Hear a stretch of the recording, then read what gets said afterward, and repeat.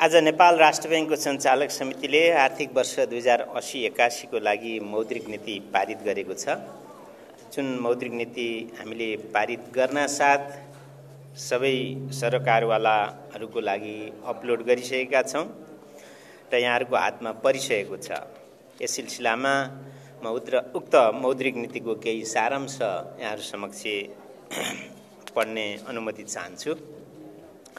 नेपाल राष्ट्र बैंक ऐन 2058 ले निर्दिष्ट गरे बमोजिम मूल्य र शोधनान्तर स्थिरता कायम गर्ने मुख्य उद्देश्यका साथ मौद्रिक नीति तर्जुमा गरिएको छ। वित्तीय पहुँच अभिवृद्धि गर्न, वित्तीय स्थायित्व कायम गर्न एवं सुरक्षित, स्वस्थ र सक्षम भुक्तानी प्रणालीको विकास गर्न वित्तीय क्षेत्र, विदेशी विनिमय व्यवस्थापन र भुक्तानी प्रणाली सम्बन्धी नीतिहरू पनि मौद्रिक नीतिमा समावेश गरिएको छ। आर्थिक वर्ष 2079-80 को 11 महिनाको आर्थिक तथा वित्तीय स्थिति सम्बन्धी तथ्याङ्क सार्वजनिक भइसकेको छ। अघिल्लो आर्थिक वर्षमा लिएका नीतिगत व्यवस्थाका कारण बाह्य क्षेत्र तथा मूल्य स्थितिमा सुधार आएको छ। निजी क्षेत्रतर्फ प्रवाह हुने कर्जाको वृद्धि सुस्त रहेको छ। आर्थिक गतिविधिमा केही शिथिलता आएकोले ब्याङ्किङ प्रणालीको निष्क्रिय कर्जा अनुपात केही बढेको छ। अन्तर्राष्ट्रिय एवं राष्ट्रिय आर्थिक तथा वित्तीय स्थिति र परिदृश्य, विकसित र छिमेकी मुलुकहरूले अवलम्बन गरेको नीतिगत कार्यदिशा, आर्थिक वर्ष 2079-80 को मौद्रिक नीतिको समीक्षा, नेपाल सरकारले आर्थिक वर्ष 2080-81 को बजेट मार्फत लिएका उद्देश्य र प्राथमिकता, सरकारवाला निकाय, विद्वत वर्ग र नागरिकबाट प्राप्त सुझाव समेतका आधारमा आर्थिक वर्ष 2080-81 को मौद्रिक नीतिका साथै नियामकीय भुक्तानी प्रणाली र विदेशी विनिमय व्यवस्थापनसँग सम्बन्धित नीतिहरू तय गरिएको छ। रुस युक्रेन युद्ध, पेट्रोलियम पदार्थको मूल्य वृद्धि र आपूर्ति व्यवधान लगायतका कारण मुद्रास्फीति उच्च रहन गएको पृष्ठभूमिमा हुन गएको ब्याज दरको बढोत्तरीले विश्व अर्थव्यवस्थाको अर्थतन्त्रको वृद्धि दर सुस्त भएको छ। अन्तर्राष्ट्रिय मुद्रा कोषले विश्व अर्थतन्त्रको वृद्धि दर सन् 2023 मा न्यून रहने र 2024 मा सामान्य सुधार आउने प्रक्षेपण गरेको छ। आर्थिक वर्ष 2080-81 को बजेटमा 6% को आर्थिक वृद्धि हासिल गर्ने लक्ष्य राखिएको छ। सो लक्ष्य प्राप्तिका लागि सङ्घीय सरकारबाट 302 अर्ब 7 करोड पुँजीगत खर्च गर्ने गरी बजेट विनियोजन भएको छ भने बजेटमा आर्थिक सुधारका कार्ययोजनाहरू प्रस्ताव गरिएका छन्। त्यसैगरी प्रदेश सरकारहरूबाट कुल रु 159 अर्ब 49 करोड पुँजीगत खर्च विनियोजन भएको छ। बजेटमा उल्लेख भए बमोजिमको सुधारका कार्ययोजनाहरूको कार्यान्वयन र विनियोजन बमोजिमको पुँजीगत खर्च हुँदा निजी क्षेत्रबाट हुने लगानीमा समेत सकारात्मक प्रभाव पर्ने र यसबाट लक्षित आर्थिक वृद्धि हासिल हुन थप सहयोग पुग्ने देखिन्छ।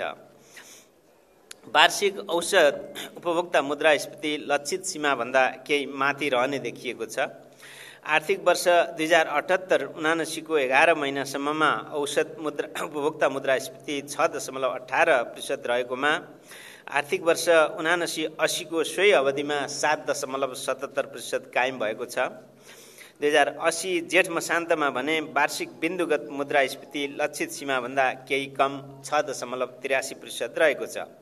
खाद्यान्न, दुग्ध पदार्थ, मसला, घरयासी उपयोग वस्तुहरू, आयातित वस्तुहरू र इन्धनको मूल्य वृद्धिका साथै अमेरिकी डलरसँग नेपाली रुपियाँ अवमूल्यनका कारण उपभोक्ता मूल्यमा चाप परेको छ।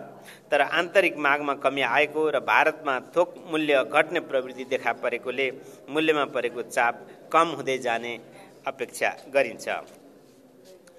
आर्थिक वर्ष 2079-80 मा वैदेशिक व्यापारमा गिरावट आएको छ। समीक्षा वर्षको 11 महिनामा कुल वस्तु निर्यातमा 22.7% ले र कुल वस्तु आयातमा 16% ले कमी आएको छ। फलस्वरूप गत वर्षको तुलनामा व्यापार घाटा 15.2% ले सुधार भई 1337 अर्ब 39 करोड रहन गएको छ। बजेटको आकार, विप्रेषण आप्रवाहको वर्तमान प्रवृत्ति र ब्याज दरको घट्दो क्रमलाई दृष्टिगत गर्दा आगामी वर्ष आयात तथा सेवा व्यापार करिब 16% ले विस्तार हुने अनुमान रहेको छ। वार्षिक बिन्दुगत आधारमा 2080 जेठ मसान्तमा विस्तृत मुद्रा प्रदाय 10.9%ले विस्तार भएको छ। यस अवधिमा बैंक तथा वित्तीय संस्थाले परिचालन गरेको कुल निक्षेप 12.2% र निजी क्षेत्रतर्फ प्रवाह भएको कर्जा 3%ले वृद्धि भएको छ। पुँजीगत खर्च समयमा नै अपेक्षित रूपले हुन नसक्नु, आर्थिक वृद्धि दर न्यून रहनु र तरलतामा आएको सङ्कुचनको फलस्वरूप ब्याजदर वृद्धि भई कर्जा मागमा कमी आउनु जस्ता कारणले आर्थिक वर्ष 2079-80मा कर्जा विस्तार कम रहन गएको छ। विप्रेषण अप्रवाहको प्रवृत्ति, तरलतामा आएको सुधार एवं ब्याजदरको घट्दो क्रम तथा बजेट वक्तव्यमा प्रस्तावित सुधार कार्ययोजना र सङ्घ तथा प्रदेश सरकारको विनियोजन बमोजिमको हुने पुँजीगत खर्चका कारण आर्थिक गतिविधि चलायमान भई निजी क्षेत्रबाट हुन सक्ने कर्जाको माग र बैंक तथा वित्तीय संस्थाको कर्जा प्रवाह गर्न सक्ने क्षमतालाई दृष्टिगत गर्दा आर्थिक वर्ष 2080-81मा निजी क्षेत्रतर्फ जाने कर्जा रु 562 अर्बसम्मले वृद्धि हुने प्रक्षेपण गरिएको छ। नीतिगत व्यवस्थाको परिणामस्वरूप बाह्य क्षेत्रमा परेको दबाव कम भएको छ। भुक्तानी सन्तुलन 2079 असोजदेखि बचतमा रहन थालेको छ। बाह्य क्षेत्रमा आएको सुधारसँगै ब्याङ्किङ प्रणालीमा तरलता सहज हुँदै गएको छ। फलस्वरूप अल्पकालीन ब्याज दरहरू घटेका छन् भने दीर्घकालीन ब्याज दरहरू समेत घट्ने क्रममा रहेका छन्। यसरी बाह्य क्षेत्र र तरलतामा आएको सुधारबाट आन्तरिक आर्थिक गतिविधि चलायमान हुँदै जाने अपेक्षा रहेको छ। चालु खाता घाटामा नै रहेको र कुल गार्हस्थ उत्पादनमा आयातको अनुपात उच्च रहेको सन्दर्भमा बाह्य क्षेत्रमा भएको उपलब्धिलाई सुरक्षित राख्दै आर्थिक गतिविधिलाई चलायमान बनाउन सहयोग पुग्ने गरी कुल आन्तरिक माग व्यवस्थापन गर्ने रणनीति अवलम्बन गरिएको छ। विप्रेषण अप्रवाहका कारण मुद्राको आपूर्ति बढेको छ, तर सोही बमोजिम मुलुकभित्रै मूल्य अभिवृद्धि हुन नसकेकोले आन्तरिक उत्पादन क्षमता र मागका बीचमा अन्तर बढ्दै गएको छ। फलस्वरूप बाह्य क्षेत्रतर्फको चालु खाता विगत केही वर्षदेखि निरन्तर घाटामा रहँदै आएको छ। स्थिर विनिमय दर नीति अवलम्बन गरिएको सन्दर्भमा चालु खाता निरन्तर घाटामा रहनुले बाह्य क्षेत्र मात्रै नभएर आन्तरिक स्थायित्वमा समेत जोखिम रहने हुन्छ। यसर्थ आन्तरिक माग एवं आपूर्तिबीच सन्तुलन कायम राखी समग्र माग व्यवस्थापन गर्दै समष्टिगत आर्थिक स्थायित्व हासिल गर्नतर्फ मौद्रिक नीति केन्द्रित गरिएको छ। नेपालको गार्हस्थ बचत लामो समयदेखि कुल गार्हस्थ उत्पादनको 10% भन्दा न्यून रहँदै रहेको स्थिति छ। न्यून बचत र उच्च लगानी मागका कारण स्रोत अन्तर बढ्दै गएको छ। यस सन्दर्भमा बचत प्रोत्साहनका लागि निक्षेपको वास्तविक ब्याज दर धनात्मक हुने गरी नीतिगत कार्यदिशा तय गर्ने रणनीति अवलम्बन गरिएको छ। कुल गार्हस्थ उत्पादनको तुलनामा नेपालमा निजी क्षेत्रतर्फ प्रवाह भएको कर्जाको आकार दक्षिण एसियामै उच्च रहेको छ। बैंक तथा वित्तीय संस्था, सहकारी संस्था, बीमा कम्पनी, नागरिक लगानी कोष र कर्मचारी सञ्चय कोषबाट प्रवाह भएको कर्जा समेतलाई गणना गर्दा नेपालको निजी क्षेत्र अधिक ऋण भारमा परेको स्थिति छ। अधिक ऋण भारको स्थिति, कर्जा र वास्तविक क्षेत्रबीचको कमजोर सम्बन्ध र वित्तीय क्षेत्रमा पछिल्लो समय देखा परेको गैर व्यावसायिक गतिविधिका कारण निष्क्रिय कर्जा बढ्न थालेको छ। उपयुक्त पृष्ठभूमिमा वित्तीय स्थायित्व कायम राख्ने कार्यलाई प्राथमिकतामा राखिएको छ। पछिल्लो 20 वर्षमा ब्याङ्किङ क्षेत्रबाट औसतमा 19.4%ले कर्जा विस्तार भएको छ। निजी क्षेत्रतर्फ प्रवाहित कर्जा र कुल गार्हस्थ उत्पादन बीचको औसत अनुपात बढ्नुका अतिरिक्त ठुला आकारका कर्जाहरूको सङ्ख्या पनि बढेको छ। तर कर्जाको विस्तार भए अनुरूप वास्तविक क्षेत्रको विस्तार हुन सकेको छैन।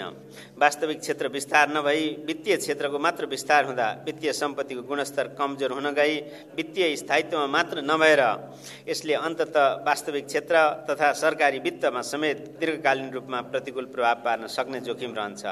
यसर्थ कर्जाको वृद्धि भन्दा कर्जाको उत्पादनशील उपयोग बढाउने, साना तथा मझौला उत्पादनशील कर्जामा जोड दिने र कर्जाको अधिक केन्द्रीकरण घटाउनेतर्फ जोड दिइएको छ। कोभिड सङ्क्रमण र रुस युक्रेन युद्धका कारण बिथोलिएको बजार आपूर्ति श्रृङ्खला अझै लयमा फर्किसकेको छैन। खास गरी पेट्रोलियम पदार्थ र खाद्य वस्तुको मूल्यमा भएको उच्च वृद्धिका कारण विकसित एवं विकासशील राष्ट्रहरूले सामना गर्नु परिरहेको उच्च मुद्रास्फीतिमा केही सुधार आए तापनि लक्ष्यभन्दा माथि नै रहेको छ। फलस्वरूप अधिकांश केन्द्रीय ब्याङ्कहरूले लिएको नीतिगत कार्यदिशाले निरन्तरता पाइरहेको अवस्था छ। यसबाट उदयमान र विकासशील राष्ट्रहरूमाथि परेको वित्तीय दबाव कायमै रहेको छ। विश्व स्तरमा जारी रहेको नीतिगत कार्यदिशालाई समेत ध्यानमा राखी मौद्रिक नीति तर्जुमा गरिएको छ। मौद्रिक नीतिको कार्यदिशा मूल्य र बाह्य क्षेत्र स्थायित्व कायम राख्दै अर्थतन्त्रलाई चलायमान बनाउन सजगतापूर्वक लचिलो मौद्रिक नीतिको कार्यदिशा अवलम्बन गरिएको छ। वित्तीय स्रोतलाई उत्पादनशील क्षेत्रमा प्रवाह गराई आन्तरिक उत्पादन क्षमता अभिवृद्धि गर्नेतर्फ मौद्रिक नीतिको प्राथमिकता रहेको छ। ठूला कर्जाहरूको अनुगमन, नियमन तथा सुपरिवेक्षणलाई प्रभावकारी बनाउने, कर्जाको अधिक केन्द्रीकरण कम गर्दै लैजाने, साना तथा मझौला उत्पादनशील कर्जालाई प्राथमिकता दिने र कर्जाको गुणस्तर तथा पहुँच अभिवृद्धि गरी वित्तीय स्थायित्व प्रवर्धन गर्नेतर्फ मौद्रिक नीतिलाई सहयोग पुग्ने गरी नियामकीय नीतिहरू तर्जुमा गरिएको छ। मौद्रिक नीतिको संरचना र लक्ष्य कम्तीमा 7 महिनाको वस्तु तथा सेवा आयात धान्न पुग्ने गरी विदेशी विनिमय सञ्चित कायम गर्नु मौद्रिक नीतिको लक्ष्य रहेको छ। मुद्रास्फीतिलाई 6.5% भित्र कायम राख्न मौद्रिक विस्तारबाट मूल्यमा चाप पर्न नदिने गरी मौद्रिक व्यवस्थापन गरिनेछ। आर्थिक वर्ष 2080-81 को नेपाल सरकारको बजेट वक्तव्यले लक्षित गरे बमोजिम 6% को आर्थिक वृद्धि हासिल गर्न सहयोग पुग्ने गरी वित्तीय स्रोतलाई उत्पादनशील क्षेत्रतर्फ प्रभावित गर्न प्राथमिकता रहेको छ। आर्थिक वर्ष 2080-81 मा विस्तृत मुद्रा प्रदाय 12.5% र ब्याङ्क तथा वित्तीय संस्थाबाट निजी क्षेत्रतर्फ जाने कर्जा 11.5% सम्मले वृद्धि हुने प्रक्षेपण रहेको छ। मौद्रिक उपायहरू आन्तरिक तथा बाह्य आर्थिक परिदृश्यलाई दृष्टिगत गरी नीतिगत दरहरूलाई 50 आधार बिन्दुले घटाई 6.5% कायम गरिएको छ। ब्याङ्क दरलाई 7.5% र निक्षेप सङ्कलन बोल कबल दरलाई 5.5% बाट घटाएर 4.5% कायम गरिएको छ। ब्याजदर करिडरलाई प्रभावकारी बनाउन ब्याजदर करिडरको तल्लो सीमामा स्थायी निक्षेप सङ्कलन सुविधा उपलब्ध गराउने व्यवस्था गरिनेछ। नियमन तथा सुपरिवेक्षण वित्तीय क्षेत्रको स्थायित्वलाई असर पुर्याउने गैर व्यावसायिक तथा उशृङ्खल गतिविधिलाई समेत नियन्त्रण गर्न सहयोग पुग्ने गरी विद्यमान ब्याङ्किङ कसुर ऐन 2064 मा समसामयिक संशोधन प्रक्रिया अगाडि बढाइनेछ। पहिलो आवासीय घर कर्जाको सीमा रु 1,50,00,000लाई वृद्धि गरी 2 करोड पुर्याइनेछ। ब्याङ्क तथा वित्तीय संस्थामा खाता खोली विप्रेषण पठाएमा कम्तीमा 1% थप ब्याज दिने व्यवस्थालाई निरन्तरता दिएको छ।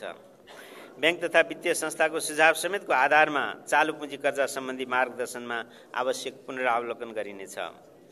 प्राकृतिक प्रकोप वा अन्य विशेष परिस्थिति जन्य कारणले समस्यामा परेका ऋणीहरूको कर्जा पुनर्संरचना लगायतका व्यवस्था गरेर पुनरुत्थान तथा अन्य व्यवस्थापनका लागि ब्याङ्क तथा वित्तीय संस्थाले अवलम्बन गर्नुपर्ने उपाय र प्रक्रियाका बारेमा स्ट्रेस लोन रिजोल्युसन फ्रेमवर्क जारी गरिनेछ।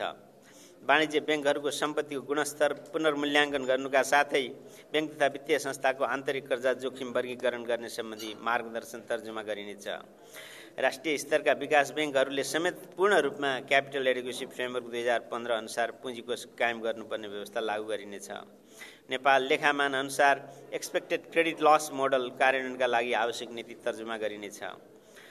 वित्तीय गहिराई मापनका लागि ब्याङ्क तथा वित्तीय संस्थाको अतिरिक्त लघुवित्त वित्तीय संस्था, बीमा कम्पनी, नागरिक लगानी कोष र कर्मचारी सञ्चय कोष लगायतका अन्य गैर ब्याङ्किङ वित्तीय संस्थाको वासलात समावेश भएको वित्तीय सर्वेक्षण तयार गरी प्रकाशन गरिनेछ।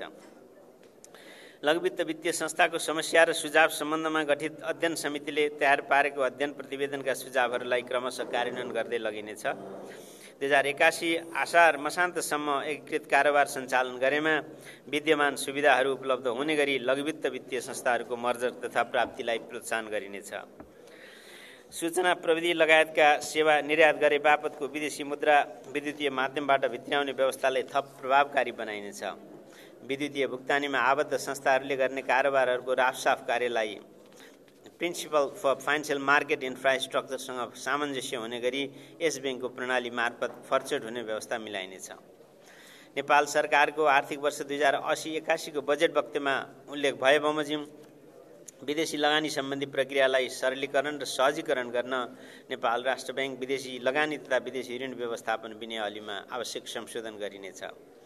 भारत बाहेक अन्य मुलुकको भ्रमणमा जाने नेपाली नागरिकलाई राजधानी सुविधा बापत 1 वर्षमा 2 पटकसम्म अमेरिकी डलर 1500 सम्म सटै सुविधा उपलब्ध गराइने विद्यमान व्यवस्थालाई परिमार्जन गरी अमेरिकी डलर 2500 सम्म उपलब्ध गराउने व्यवस्था गरिनेछ। हवाई सेवा प्रदायकहरूलाई आवश्यक पर्ने विभिन्न सेवा शुल्कहरूको भुक्तानी विदेशमा गर्दा नियामक निकायको स्वीकृति सिफारिस र तोकिएका कागज समेतको आधारमा अमेरिकी डलर 1 लाख वा सो बराबरको अन्य परिवर्तित विदेशी मुद्रासम्मको रकम इजाजतपत्र प्राप्त क वर्गका वाणिज्य ब्याङ्कहरू मार्फत पठाउन सकिने व्यवस्था गरिनेछ। कोभिड-19 को प्रकोप र प्रभाव न्यून हुँदै गएको हुँदा विदेशी मुद्रामा लिएको ऋण नेपाली रुपैयाँमा भुक्तान गर्न सकिने विद्यमान व्यवस्थालाई हटाइनेछ। अन्तमा यस नीतिको कार्यान्वयनबाट समष्टिगत आर्थिक स्थायित्व प्रवर्धन हुने, वित्तीय स्रोतको उत्पादनशील उपयोग अभिवृद्धि हुने, वित्तीय पहुँच विस्तार हुने र उच्च तथा दिगो आर्थिक वृद्धिको लक्ष्य हासिल गर्न सहयोग पुग्ने अपेक्षा गरिएको छ। आर्थिक तथा वित्तीय स्थितिको त्रैमासिक समीक्षा गरी मौद्रिक वित्तीय क्षेत्र, भुक्तानी प्रणाली र विदेशी विनिमय व्यवस्थापनसँग सम्बन्धित नीतिमा आवश्यक पुनरावलोकनलाई नियमित गरिनेछ। आर्थिक वर्ष 2080-81 को यो मौद्रिक नीतिको तर्जुमामा सहयोग पुर्याउनु हुने नेपाल सरकारका सम्पूर्ण निकायहरू, उद्योग व्यवसायसँग सम्बन्धित सङ्घ संस्थाहरू, ब्याङ्क तथा वित्तीय संस्थाहरू, विद्वत वर्ग, सञ्चार माध्यम लगायत सबै सरकारवालाहरूलाई धन्यवाद ज्ञापन गर्दै यस मौद्रिक नीतिमा व्यवस्था गरिएका नीति तथा कार्यक्रमहरूको कार्यान्वयनमा सदा नै यहाँहरू सबैको सहयोग रहने यस ब्याङ्कको विश्वास रहेको छ। हार्दिक धन्यवाद।